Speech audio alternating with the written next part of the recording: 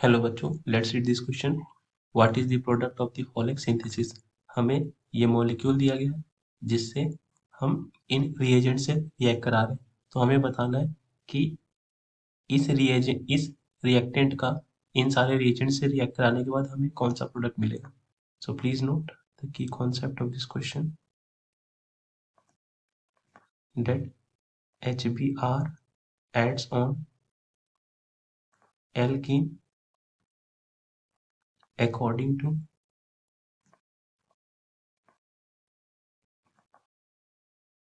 anti-Markovny Cope's rule in the presence of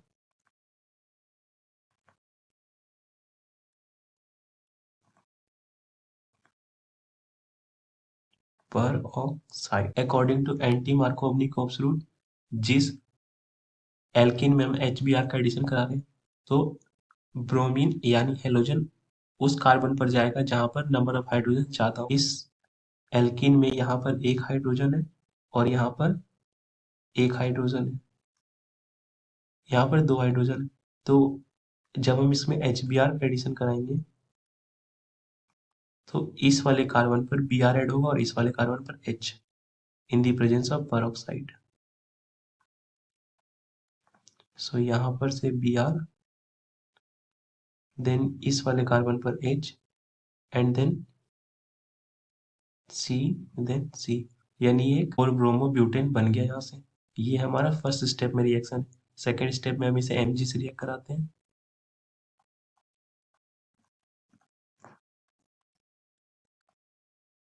in dry ether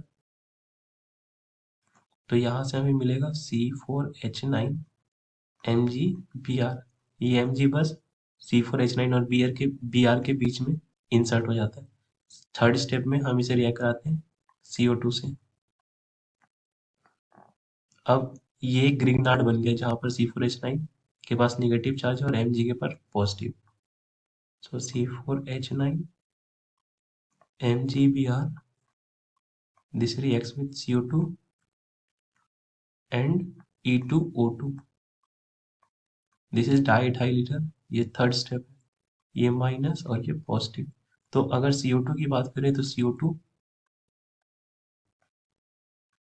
ऐसा है और ये कार्बन का सेंटर बिल्कुल इलेक्ट्रोफिलिक सेंटर है। यहाँ से ये एज ए न्यूक्लियोफाइल अटैक करता है और ये पाई बॉन्ड स्प्लिट होकर ऑक्सीजन पर चला जाता है।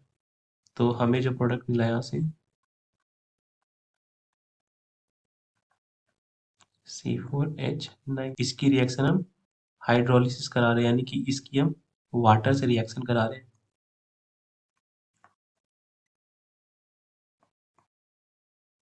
जिससे ये O माइनस प्रोटोनेट होकर ये फोर्थ स्टेप है एल्कोहल बनाएगा,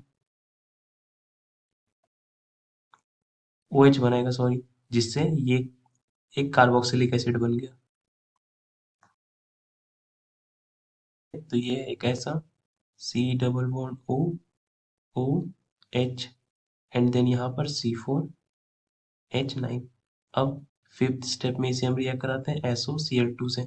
SOCl2 क्या करता है, एसिड को एसिड क्लोराइड में कन्वर्ट करता है, यानी C4H9 COCl। यहाँ से हमें ये मिलेगा। अब इसे हमें मैच कराना है ऑप्शन से। ऑप्शन ए में तो यहाँ पर एक मिथाइल ग्रुप निकला हुआ है एज अ सब्स्टिट्यूएंट, तो ये तो नहीं चलेगा।